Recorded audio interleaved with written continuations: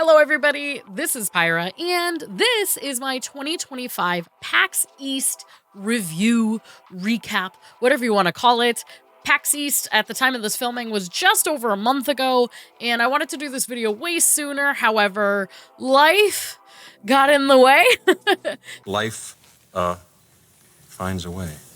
As well as some specific media coverage things that had to be done closer to the con. And now I thought it would be a great time to go over my entire PAX 2025 experience and share it with y'all. So this year's PAX was a turning point for me, honestly, truthfully. This was my first time attending PAX all 4 days. This was my first time on a media badge. This was my first time as my primary job was also a vendor at the event. It was the first time for a lot of different things for me this year, and I knew that going into it that it was going to be very different. So I've been going to PAX East since about 2017, 2018, and this year was the most unique one. Of course, for some of the panels and show floor and things, but for me, my experience was far different this year than ever before because of my media access, because of my exhibitor access, because of just going all 4 days in general. It really felt like I leveled up my PAX experience this year at 2025's PAX East. So in this video, I'm going to give you the entire full rundown on what I saw, what I played, what I scored, and things that I may do differently next year. I'm going to probably keep it to a recap just because I did a lot, but we'll touch base upon a little bit of everything that I was able to accomplish in these 4 days at PAX. So whether you're a fellow creator, a longtime attendee, or someone just thinking about going next year, here's my full experience, my full story, and let's dive in. So the first thing that I want to cover is the show floor. I think this is one of the biggest and most hyped up things about going to PAX is the exhibit hall floor, and this year was, for lack of a better term, the weirdest. And I say the weirdest in the nicest way possible, but due to life, probably semi-due to tariffs, there were not many big booths on the show floor. The biggest booths that were there that I can recall off the top of my head was the Magic the Gathering Final Fantasy collab kind of photo op and trial area.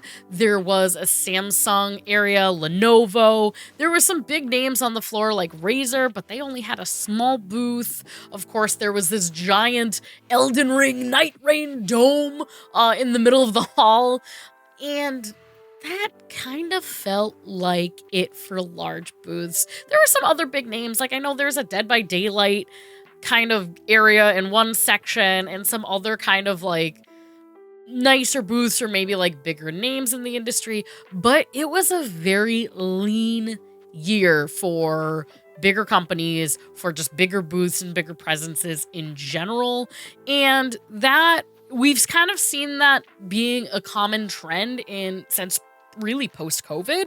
However, this year it felt like it was more prevalent, and I think something to do with the political climate in the US has definitely had something to do with that. Definitely another theory I have is also due to the time of year. This time PAX was in May, which was I don't know who decided that, but it was just a very different year. There were a lot of competing events, I feel like, or things going on in the industry that probably led to a decline in some of these big booths being present. There were definitely a lot of gaps on the show floor and a lot more space in between certain booths. However, it was still pretty decently laid out. I don't think I had an issue with any of the layout, just more of a little bit thinner than in previous years.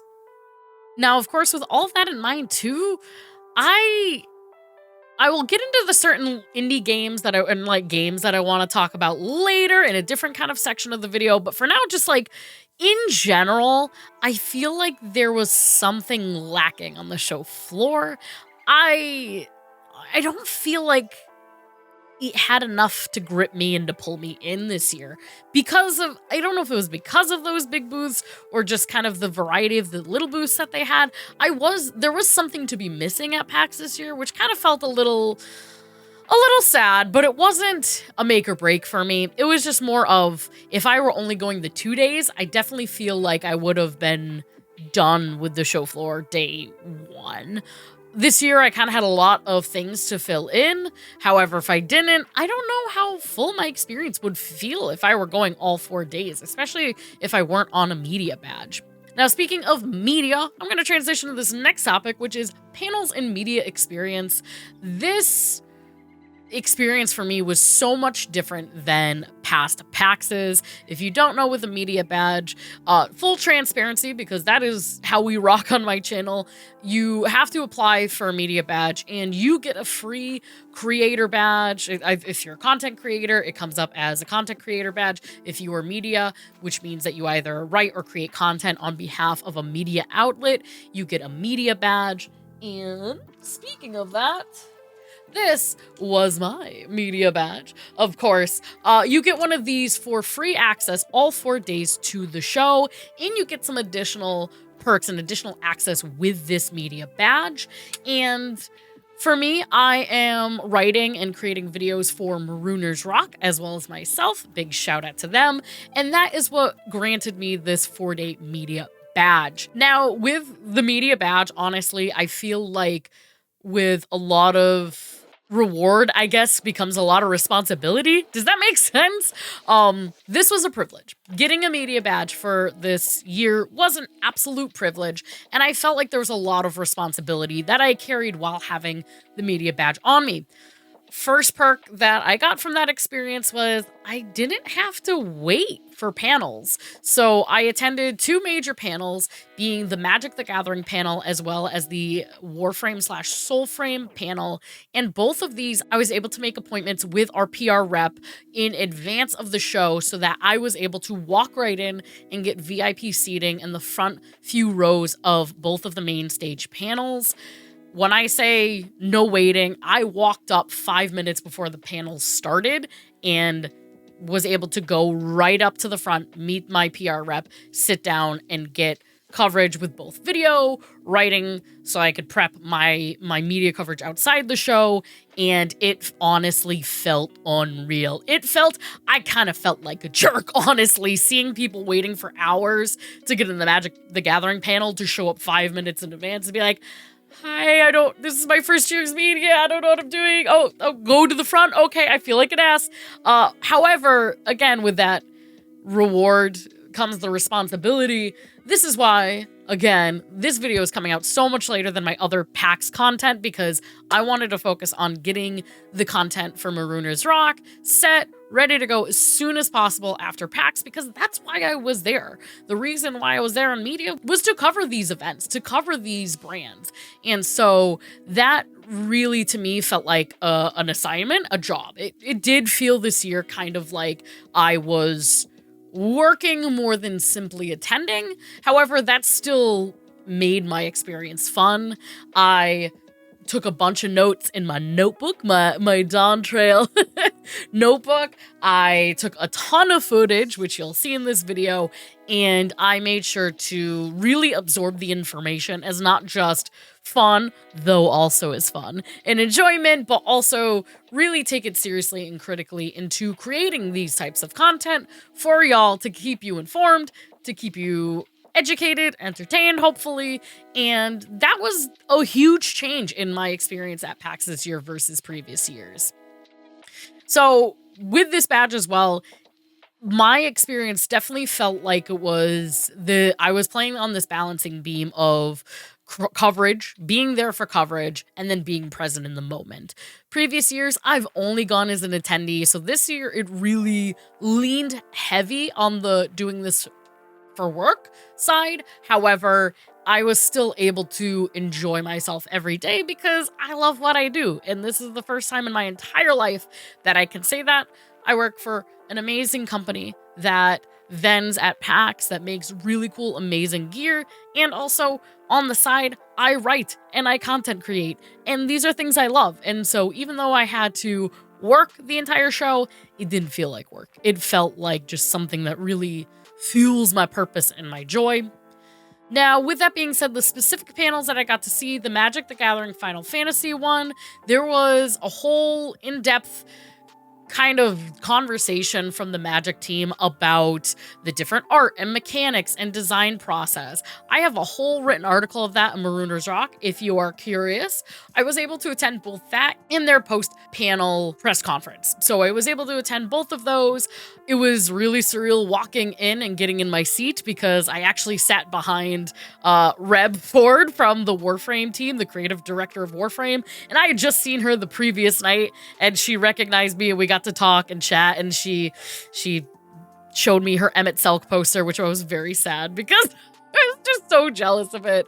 But it was really cool. It was really fun. It was really interesting being a Final Fantasy fan and not a Magic the Gathering player, how in depth they really did their research and really tried making their collaboration possible. They worked on that collab for 4 years, which was wild. So seeing them talk about their love, show off some things. Of course, baby girl Ben Starr was the host, so it was just a fun presentation, really informative presentation, and it was really cool seeing the love and care that went into that collaboration.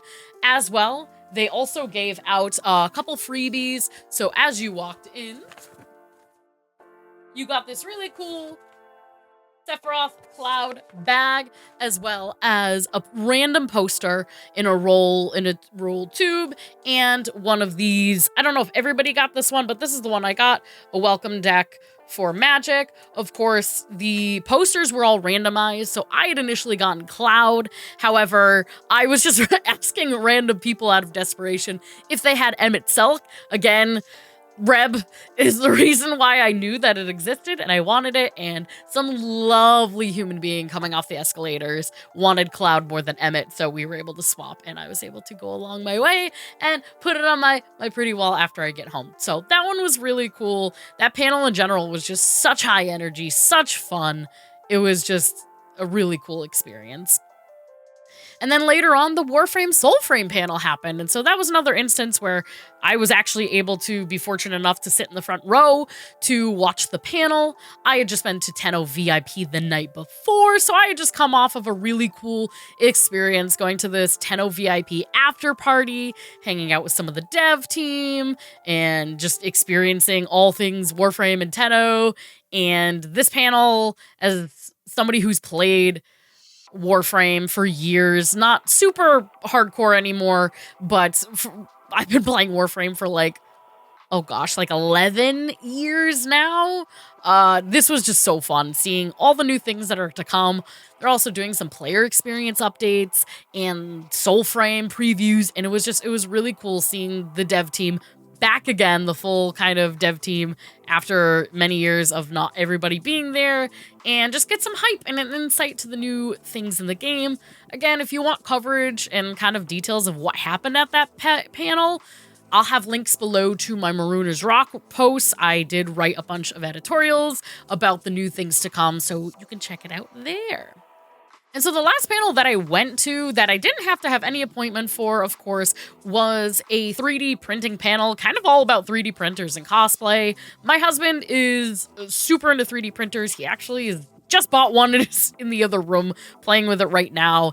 And it was just really cool sitting at a smaller panel where two industry specialists came in, and they're nerds and cosplayers themselves, and they kind of shared their experience with having like cosplay and 3D printing, how that can mesh, what are some do's and don'ts of 3D printing, kind of like basics. And it was really cool just taking that time on a Sunday and just having a panel that felt more informational and more niche and less kind of like big grand scheme. Like it was a really fun little experience, and I don't know if I would have went there if it weren't for my husband's love of 3D printing. However, it was cool to have a little valley, a little venture off the normal to see something like interesting and informative. So that one was pretty cool.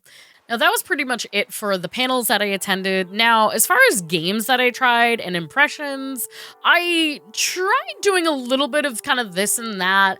I would say there was definitely a lot less like games to try, and like the lines for games were long, even on Thursday.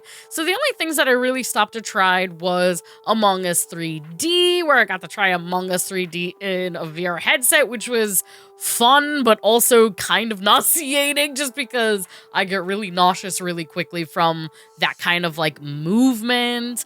I was able to try Dead by Daylight for the first time, which was really fun. I ended up being the killer, which I didn't realize it's one killer versus like 5 or 6 other people. So that was intimidating because I never played the game before, but it was so much fun. I got to play as part of the media hour, which if you don't know, media get the opportunity to have an extra hour, an early hour to the show on Thursday mornings. So I was able to kind of like get some photo ops done, walk around the show floor to get my first impressions, and then try Dead by Daylight. That was like the last thing I got to do on the media hour section of my day on Thursday. And I played as Tiffany, and I killed everybody multiple times. So it was a lot of fun.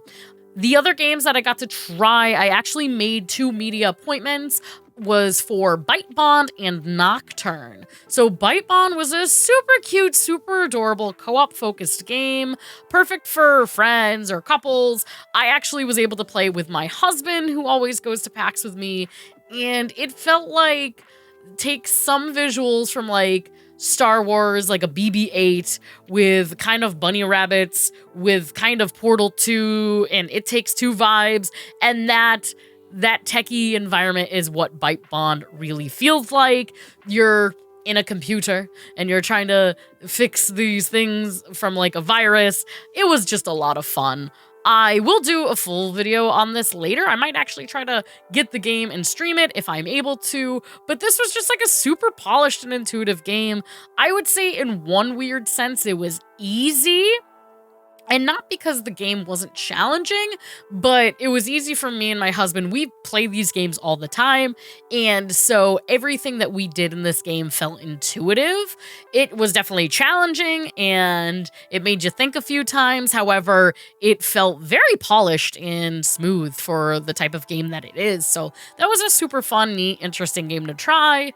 And then the second game that I got to try as part of kind of like a media situation was Nocturne, which is the first that I know of RPG with rhythm combat. So think of rhythm gameplay like Guitar Hero, DDR, stuff like that, and put that in an RPG as the battle the battle scenes, the battle gameplay. So it was really cool. The art style was really gorgeous. The story, I got a little taste of the game. The story itself, even just off the rip, seems like it is going to be a very emotionally driven story, and it seems like it's going to be a really touching story with awesome visuals and kind of one of the most unique gameplay situations I've seen for an RPG. I got kind of instantly hooked. So I cannot wait to follow up with the Nocturne folks. They actually, one of the enemies in the game is a pill bug. And before I mail this out to my friend, one of the MDA Let's Play folks in my community, his name, shout out, is Pillbug9. And they had a bunch of these pill bugs at the show floor. And once I told them about my experience, my buddy Pillbug, they gave me one of these to send to him. So I wanted to save this just for a little bit longer so I could show it in the video. But very cute. They were giving these away. So thank you so much, Nocturne, for being able to gift me this really cool, very cute companion for my friend Pillbug. So the only other games that I really had on the show floor that I recall, there was a little gaming section with Lenovo. I don't remember what game it was, but we were able to play some sort of PvP game there, and if you went through it, you got this cute little pin, and of course, it was on their gaming laptop, so they would just wanted to show you the beefy quality that they had on their laptops. And upstairs, for the first time ever, there was an arcade free play, which, oh my freaking god, like the fact that they've never had this before, I was like, this makes so much sense. We need this every year. where's this been? So we played a handful of games up there Sunday. Of course, it was always so a little busy, but there was Mortal Kombat, there was Pac-Man, there was DDR, there was some like old school like shooting games. I was an arcade kid, growing up, going camping every single weekend that we could up in New England, and every campground had an arcade, and my dad would always have cup holder full of quarters and say like go to the arcades. So the fact that this existed and all this nostalgia came back, mwah, chef's kiss. It was so great. It felt like such a missing piece that I didn't know was missing for so many years. But yeah, that was pretty much all I got to play. I don't feel like I got to play that many games this year, except another media thing that I got to do offsite, and I've already made a video on this, and I already have a written article, and I'll link it below. But as part of being a media creator, there was an offsite event for Square Enix that I was able to graciously, thankfully attend, which was testing the demo for Bravely Default, Flying Fairy, and Dragon Quest 1 and 2 Remake. I won't get into where it was held. However, it was an offsite event at PAX. Of course, they linked it up with PAX weekend, but it was off the show floor, media invite only. And this was my first ever opportunity doing anything with Square Enix on a media level. This is really my first media event, so the fact that I was able to get this opportunity was amazing. Again, I will never shout it out enough. Huge thank you to Andrew and Marooners Rock for taking me under your wing to getting me into the media industry. This was such a fun opportunity. I was able to try all 3 of these games technically. We were one of the first people in the world to play these games outside of Square Enix, which was just such an amazing opportunity. And it was my first time touching a Switch 2, which was also pre-release of the Switch 2, which was very exciting. So if you're a creator, those are the type of things that you can expect. Of course, if you were a general attendee, they are not available. However, it was just a part of my experience that just made it really fun. Games that I had never tried before, and that really made the experience just a little extra special. And so moving on from the games that I tried and the panels that I saw, we're going to talk about some freebies and swag because if you know me, you know PAX is my lucky season. So I have won my gaming PC at PAX, I've won my gaming monitor at PAX, I've won an Xbox at PAX. I typically win things. And this year it was kind of a little sad because this is the first year that I really didn't see practically any giveaways. And I think a large portion of that has been because the big booths weren't there. There were some, like there was a Razer one. I ended up winning like a small keychain. There was a Samsung one, which we didn't win anything, sadly, from the raffle. However, if you filled out a survey and gave them some kind of information, they gave you these tokens that were used for claw machines. And so one of my first times I won, they had a bunch of pop figures. I won a Sarah Sanderson pop figure, who is my favorite, which from Hocus Pocus, favorite one of the Sanderson sisters. And that one was a really fun, cool experience. Of course, we got to see some cool folks over there that knew Volante as well. So they kind of hooked us up with some extra tokens and free plays. Of course, I mentioned the Magic the Gathering panel. I got a free poster, free bag with Cloud and Sephiroth. Some of the other free things I got there, freebies, I was able to get this from spinning a wheel and giving some information from Byte Rocker Games. This is actually like old school cassette, like USB thumb drive.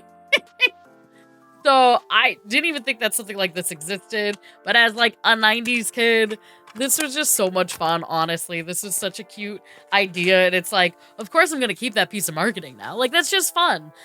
Throne, shout out to Throne. I got to meet the folks at Throne. Gave me a cute little bracelet. The lanyards of choice this year were these Elden Ring Night Rain lanyards, so these were cute, of course. And the Lenovo booth, like I was showing, they were giving away pins like this, so some cute little Some cute little pins, limited edition pins. Speaking of pins as well, the Soul Frame booth, or the Tenno VIP, I got to get a Soul Frame pin, as well as a Soul Frame hat and a Warframe crew neck sweatshirt that was really, really cool. And some of the other cool things too, I don't have them on me at the current moment. However, just seeing people in certain lines, some creators and artists and 3D printers, they were just giving out stuff. So I got like a piece of like Tenno credit currency 3D printed. I got some stickers from creators. So there were just like all those like little micro opportunities that was really fun and cute to like get. Some people would hand them out. Some people would want like to give trade or give as a challenge. As a creator too, and on the media badge, one of the best kind of swag things I got was a ridiculous amount of free Red Bull. So Red Bull was one of the sponsors, the official sponsors for PAX, and they had, not only did they fill the media rooms with free Red Bull, but they had also had a Red Bull lounge, a creator club lounge. So at the creator club, there were free Red Bull, of course. There were free areas to do like a driving gaming area. They had DJs, they had an artist doing caricatures, they had free mocktails. So most of the time, up until like the last day, I think they ended early. However, you could go in and get a free Red Bull mocktail with like these cool like color changing cups. And they also were giving away free Red Bull Creator Club pins. And it was like a cool little tiny little look of the PAX hall upstairs, like the PAX experience. And so it was just fun. Like, I never really tried Red Bull before, and their marketing got me hooked. So I do enjoy a Red Bull now, and the mocktails were actually fairly good. They only had 2 different options. My husband liked the peach one, and I liked more of the punchy type one. And yeah, it was a cool extra bonus to like free swag at PAX. Of course, I kept one of my cups because they're cute and I liked them. And yeah, it was just like a cool little freebie thing. So I didn't win any big things this year, sadly, but honestly, even getting a media badge alone feels like a win. So my streak is not over. Do not underestimate me. My streak is strong since 2020. So every year I win something, and this was part of my winnings for the year. And now, speaking of drinks and food at PAX. So being 4 days at PAX, I definitely tried a little bit of different things. There was this really great mac and cheese truck that I think we got once or twice. I think we got it twice over the week for lunch. It was just so delicious. Got pulled pork mac and cheese. Just a solid booth. This year was very different compared to previous years, in which the Lawn on D was booked for whatever reason. I think there was a conflict or something. There were no food trucks on the Lawn on D, which was miserable. It was kind of shitty. It was kind of crummy. I love going to the food trucks on the Lawn on D, and with that being said, they had a tent outside that had some food, but not many options. Honestly, like nothing. And on top of that, I found out halfway through the show that some of the food trucks that are typically there on the Lawn on D were turned into booths, both upstairs in the food hall, which I always tell people don't go to because it's expensive and it's not good, and then some tables downstairs. And the thing that made it really suck about that was, they did not good advertising of who was where. It was like small signs that you had to walk right up to the booth to understand where these people were. And on top of that, because they didn't have their trucks, they had limited menus. So even Moizilla is one that I always go to every year, and I did go to them again this year. However, they didn't have what they typically have, which the food that I got was fine, but it was just kind of a disappointment. And then, of course, there were some trucks, or, formerly trucks, that were upstairs that I didn't get to hear about until Sunday. And at that point, I had already eaten. So I felt like the food situation at PAX was coordinated pretty terribly. However, the food itself was pretty decent. Something that we just found out that was confusing as hell. I'm like 5 minutes ago when we were outside, I was like, oh, Moizilla's not here. That's so sad. But some booths have tables instead of trucks. We actually just found Moizilla. So funny enough, I don't know why that's the format this year, but a lot of the typical trucks that are usually here are here in booth form and like just a table. So that was confusing as hell. I hope that they don't continue to do that. But in case they do, some of the food trucks that you normally love and go to are actually down kind of between the video games and the board games in this like little food section on the floor. So good to know. We stopped right away and got in line, which is what we're doing right now. So good to know if you're someone who's used to seeing the trucks. They have kind of moved to like a table format. I don't know if they'll keep doing that every year, but at least for now, that's what they're going to do. I also had the waffle truck on Sunday. I think it's Zwinniken waffles. Please correct me in the comments what the waffle company is. And it was actually really good. Their waffles are so good every year. So they had maybe like a handful of food trucks that had like their trucks inside, but everyone else was reduced to a booth. I hope if you're on the PAX team and you're listening to me, please never do that again. It made options very limited. It made crowds longer. It made things confusing. Nobody knew where anything was. I hope that never happens again. We're going to PAX and March again next year, so hopefully that helps alleviate the issue, because it was just a headache. It was honestly a headache. The one really good food experience I had at PAX, of course, was an after PAX situation. I've told people about this years in the past, and I'll continue to talk about it. If you are somebody who's looking for a nicer sit-down dining option, a little bit pricier, of course, but if you're looking to treat yourself, Tamo Bistro and Bar inside of the Seaport Hotel, just a walk over the bridge from the convention hall, was our Friday night option, or Thursday night option. It was a Thursday night option, and it was delicious. It was so good. They never disappoint. We always get like the same steak tips with salad. And honestly, that was, again, the winning star of our meals for the weekend. It was just a really nice dining experience. It's nice and quaint and calm, and it's good because then you walk back towards the convention hall or the Westin afterwards, and you work off all the food that you just ate, or at least some of it. And yeah, that was definitely my highlight of the food at PAX this year. So hands down, this is my best PAX East yet. I was able to go 4 days for the first time, and on top of that, media access just really added on a new layer for me. It gave me a different purpose. Like, PAX has always been purposeful for me. However, this gave it like a heightened sense of purpose and responsibility. Of course, I would definitely want to balance a little bit more next time the amount of things I commit versus just some downtime. However, it still felt super fun and impactful.